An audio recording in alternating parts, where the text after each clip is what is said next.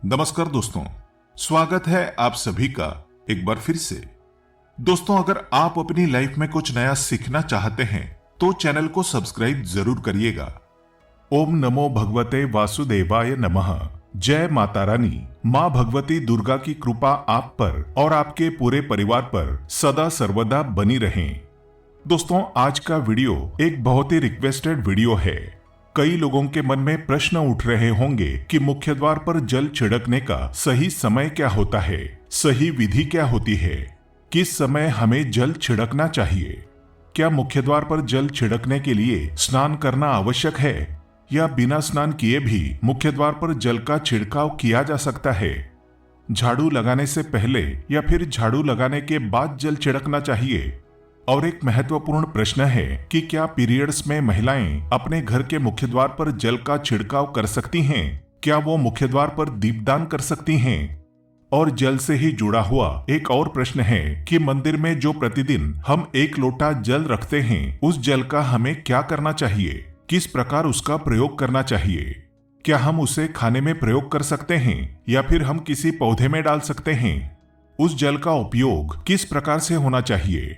और एक मुख्य द्वार पर जल छिड़कने से संबंधित प्रश्न है कि कई ऐसे लोग हैं जो फ्लैट में रहते हैं, कुछ लोग ऐसे हैं जो किराए के मकान में रहते हैं, एक ही कमरे में रहते हैं, तो उन्हें अपने घर पर मुख्य द्वार पर दीपदान किस प्रकार से करना चाहिए, जल कहाँ छिड़कना चाहिए, मतलब वो किस जगह को मुख्य द्वार मानकर वहां पर मुख्य द्वार से जुड़े हुए उपाय करें। तो आज की वीडियो पूरी तरह से आपके प्रश्नों पर ही आधारित है, इसलिए बहुत महत्वपूर्ण है। तो आगे बढ़ने से पहले आपसे रिक्वेस्ट करते हैं कि वीडियो को लाइक जरूर करिएगा, दोस्तों को शेयर कर दीजिएगा और अगर आपने अभी तक चैनल को सब्सक्राइब नहीं किया है तो चैनल को सब्सक्राइब करके बेल आइकन जरूर दबाइएगा। इससे ये होगा कि इस चैनल पर जो भी नई वीडियो अपलोड होगी उसकी नोटिफिकेशन आपको सही समय पर प्राप्त होगी। इसके साथ ही कमेंट बॉक्स में माता रानी के नाम का जयकारा भी जरूर लगाएं, इससे आपको सकारात्मक ऊर्जा की प्राप्ति होती है। और अगर आपका कोई भी सुझाव है, कोई भी प्रश्न है या फिर कोई भी विशेष वीडियो आप देखना चाहते हैं तो उसके लिए भी कमेंट बॉक्स में जरूर लिखें। अब जानते हैं कि मुख्य द्वार पर जल छिड़कने का सही समय क्या होता है, सही विधि क्या होती है। तो दोस्तों, अगर आप मुख्य द्वार पर जल छिड़कते हैं तो आपको ध्यान रखना है कि आप एक दिन पहले ही, मतलब रात को सोने से पहले एक पात्र में, किसी भी पात्र में, जैसे कि आप तांबे का पात्र ले सकते हैं, तांबे का ना हो तो पीतल का ले सकते हैं, स्टील का ले सकते हैं, चांदी का ले सकते हैं, जो भी पात्र आपके पास उपलब्ध हो, उस लोटे में थोड़ा सा गंगा जल डाल दें, फिर उसके ऊपर शुद्ध जल भर दें। गंगा जल अगर ना हो तो परेशान होने की आवश्यकता नहीं है, सिर्फ शुद्ध जल से भी आप पात्र को भर सकते हैं। फिर उस जल से भरे पात्र को अपने घर की रसोई में रख दें। अब अगले दिन सुबह उठकर इस जल का छिड़काव अपने घर के मुख्य द्वार पर करें। अब बहुत से लोग पूछते हैं कि क्या हम स्नान से पहले ये जल छिड़क सकते हैं या फिर स्नान करना आवश्यक है। तो दोस्तों, मुख्य द्वार पर सुबह सवेरे सबसे पहले जो जल छिड़का जाता है, जो कि रात भर रसोई में रखा हुआ जल होता है, ये एक तरीके से उपाय के तौर पर किया जाता है। घर में किसी भी प्रकार की परेशानी हो, किसी भी प्रकार का दुख दर्द रहता हो, गरीबी हो या फिर क्लेश कलह बहुत अधिक रहता हो, मतलब किसी भी प्रकार की नकारात्मक ऊर्जा से आप परेशान हैं, बहुत समय से परेशानियों में घिरे हुए हैं, तो ऐसे में घर की रसोई में जल रखा जाता है और यही जल घर के मुख्य द्वार पर सुबह उठकर छिड़का जाता है। इस जल के छिड़काव से आपके घर में कोई भी परेशानी हो बहुत शीघ्र समाप्त हो जाती है। इस उपाय को करने से आपके घर में सुख समृद्धि आती है, क्लेश कलह से भी मुक्ति मिलती है, बीमारियों से भी मुक्ति मिलती है। मतलब किसी भी प्रकार की मानसिक परेशानी हो, शारीरिक परेशानी हो, आर्थिक तंगी हो या आपके घर में कोई वास्तु दोष हो, किसी भी प्रकार का ग्रह दोष हो, जैसे कि कई बार ऐसा होता है कि कई लोगों के ऊपर कई प्रकार के बुरे ग्रह दोषों का प्रभाव होता है, जिसकी वजह से घर में परेशानियां हमेशा बनी रहती हैं। तो इस उपाय से ग्रह दोषों के प्रभाव से भी आपको मुक्ति मिलती है, वास्तु दोष और पितृदोष समाप्त होता है। इसके साथ ही जैसे कि बहुत से लोगों के प्रश्न होते हैं कि उनके ऊपर किसी ने कुछ कर करा दिया है, उनके परिवार में किसी भी प्रकार की पहले कोई परेशानी नहीं थी, लेकिन अभी कुछ समय से परेशानियां लगातार आती ही जा रही हैं। कोई रास्ता नहीं मिल रहा है।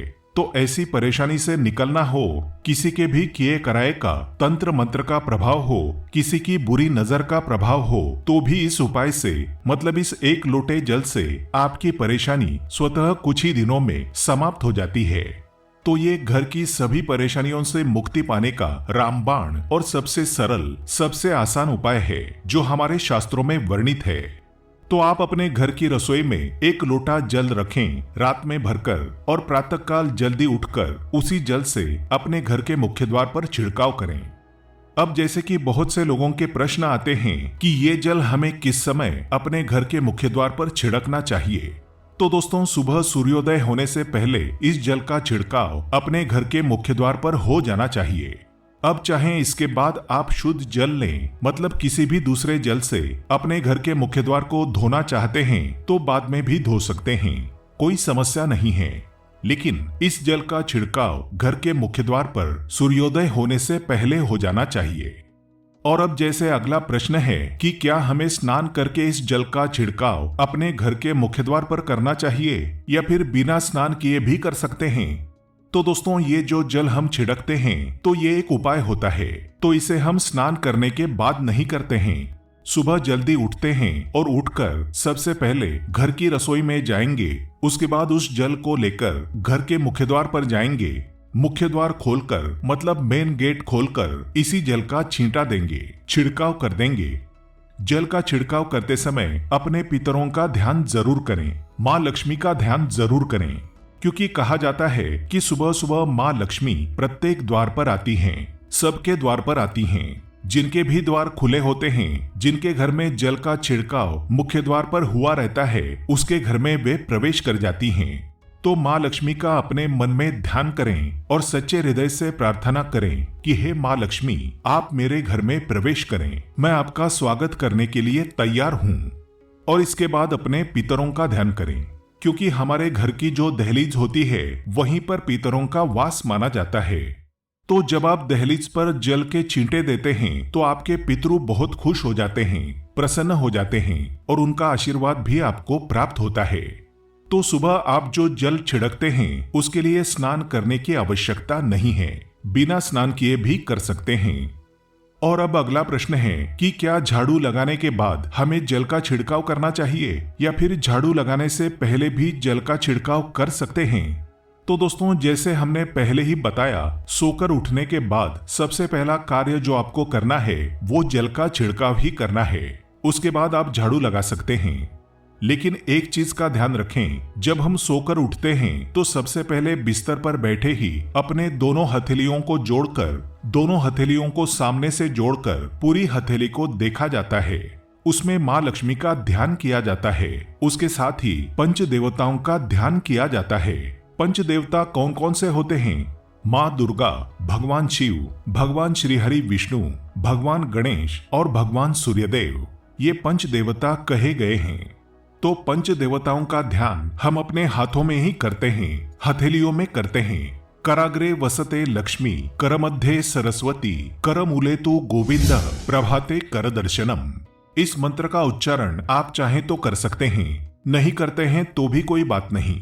अपने इष्ट देवता का और पंच देवताओं का ध्यान अपनी हथेलियों में कर लें।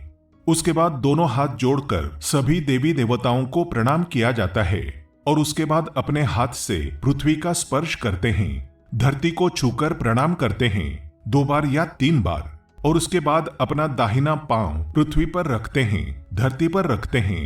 बाकी के जो सभी कार्य होंगे वो उसके बाद ही किए जाएंगे। जल का छिड़काव आप उसके बाद ही करें।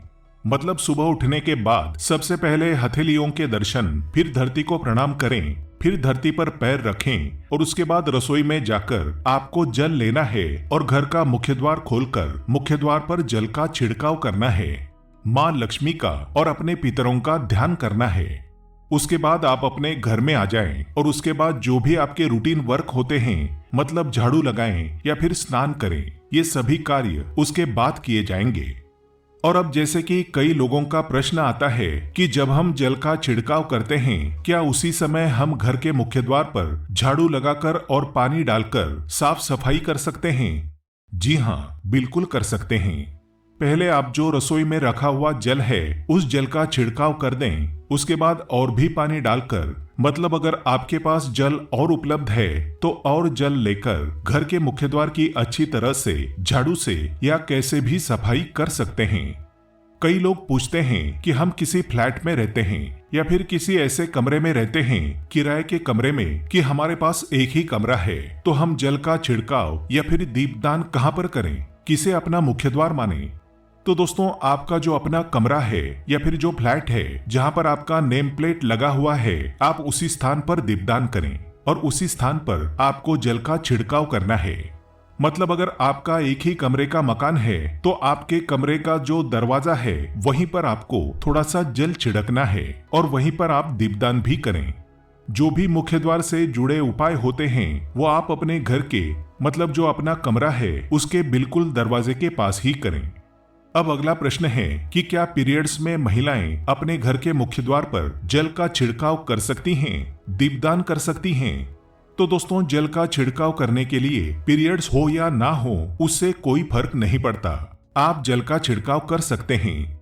रही बात दीपदान की, तो दीपदान कार्मिक पूजा में आ जाता है और कार्मिक पूजा हम बिना शुद्ध हुए नहीं कर सकते, मतलब पीरियड समाप्त होने के बाद ही आप कर सकते हैं। बाकी जल का छिड़काव आप कभी भी कर सकते हैं, पीरियड्स में भी कर सकते हैं, कोई समस्या नहीं है। अब अगला प्रश्न है कि मंदिर में जो हम जल रखते हैं क्या वो रखना जरूरी है, और अगर हम रखते हैं तो उस जल का क्या करें? तो दोस्तों, मंदिर में जल रखना बहुत आवश्यक है। जल एक ऐसी चीज होती है जिसमें सभी प्रकार की एनर्जी एब्जॉर्ब हो जाती है, समा जाती है। तो जो हम पूजा पाठ करते हैं, मंत्रों का जाप करते हैं या वहां पर प्रार्थना करते हैं, जो भी हम अपने मन की कामना कहते हैं भगवान से, तो ये सभी चीजें उस जल में समाहित हो जाती हैं। इसलिए पूजा करने से पहले घर के मंदिर में एक लोटा जल रखा जाता है और उसके बाद दीपदान, मतलब एक दीपक प्रज्वलित कर दिया जाता है। यहाँ अग्नि और जल का एक तरह से बैलेंस हो जाता है और इसीलिए शास्त्रों के अनुसार घर के मंदिर में एक लोटा जल हमेशा होना चाहिए और दीपक भी प्रज्वलित करना चाहिए। तो अब इस जल का करना क्या चाहिए? तो दोस्तों, जब हम जल रखते हैं, सुबह की पूजा में रखते हैं, प्रातःकालीन पूजा में उस समय जल रखा जाता है और वो जल फिर हम अगले दिन उठाते हैं। मतलब जब आप अगले दिन पूजा करने जाते हैं, स्नान इत्यादि करने के बाद, तो आप उस जल को उठाते हैं। तो उस जल का प्रयोग आप सुन लें। आप अपने घर के सारे कमरों में, मतलब पूरे घर में उस जल का छिड़काव करते हैं तो इससे आपके घर का शुद्धिकरण हो जाता है, क्योंकि वो बहुत ही पॉजिटिव एनर्जी से भरा हुआ जल होता है। उस जल का छिड़काव करने से किसी भी प्रकार की नकारात्मक ऊर्जा का प्रवेश आपके घर में नहीं होता। किसी भी प्रकार की परेशानी आपके घर में हो और अगर आप नियमित तौर पर उस जल का छिड़काव अपने घर में करते हैं तो निश्चित ही आप परेशानियों से मुक्ति पा जाएंगे। किए कराए तंत्र मंत्र के प्रभाव से भी मुक्ति पा जाएंगे। दूसरा इसका उपाय आप कर सकते हैं, जैसे कि घर में कोई बीमार है तो आप इस जल को उस व्यक्ति को पीने के लिए दे सकते हैं और ये जल इतना पावरफुल होता है कि इस जल को पीने से बड़ी बीमारियों से, मतलब लंबी बीमारियों से भी धीरे धीरे राहत मिलने लग जाती है। कई बार लोग पूछते हैं कि दवाई तो हम कर रहे हैं लेकिन दवाई हमें लगती ही नहीं, दवाई का कोई प्रभाव ही देखने को नहीं मिलता।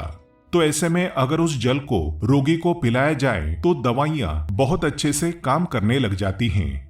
और जैसे कि परिवार में अगर बहुत अधिक क्लेश कलह रहता है, आपस में सामंजस्य नहीं बनता, हर बात पर मतभेद होता है, तो परिवार के सभी सदस्य इस जल में से अगर थोड़ा थोड़ा भी पीते हैं तो धीरे धीरे विचारों में परिवर्तन आने लग जाता है, सकारात्मक विचार सभी के होने लग जाते हैं और आपस में समन्वय होने लगता है। परिवार से कलह, क्लेश और मतभेद हमेशा के लिए समाप्त हो जाते हैं। मंदिर में रखे हुए जल का अगला उपाय क्या है? तो अगर आप कोई दुकान चलाते हैं या आपका कोई व्यापारिक स्थल है, ऑफिस है, तो प्रतिदिन इसी जल में से थोड़ा सा जल ले जाकर दुकान पर या व्यापारिक स्थल पर छिड़काव करें। इससे आपका दुकान, आपका काम बहुत अच्छा चलेगा। मतलब किसी भी प्रकार की परेशानी आपके व्यापारिक स्थल पर नहीं आएगी, क्योंकि जैसा हमने बताया ये जल बहुत पावरफुल होता है, बहुत पॉजिटिव होता है। तो इस जल का छिड़काव करने से बहुत सारी परेशानियां स्वतः ही समाप्त हो जाती हैं। जैसे अगर आपके दुकान पर किसी की नजर लगी है, बहुत से लोग पूछते हैं कि हमारे काम को किसी ने बांध दिया है, मतलब किसी की बुरी नजर ऐसी लग गई है। पहले तो दुकान बहुत अच्छी चलती थी, अब नहीं चल रही है, तो आप इस उपाय को कर सकते हैं। निश्चित ही बहुत जल्द आपको परेशानियों से मुक्ति मिल जाएगी। दिन दुगनी रात चौगुनी आपके व्यापार में तरक्की हो जाएगी।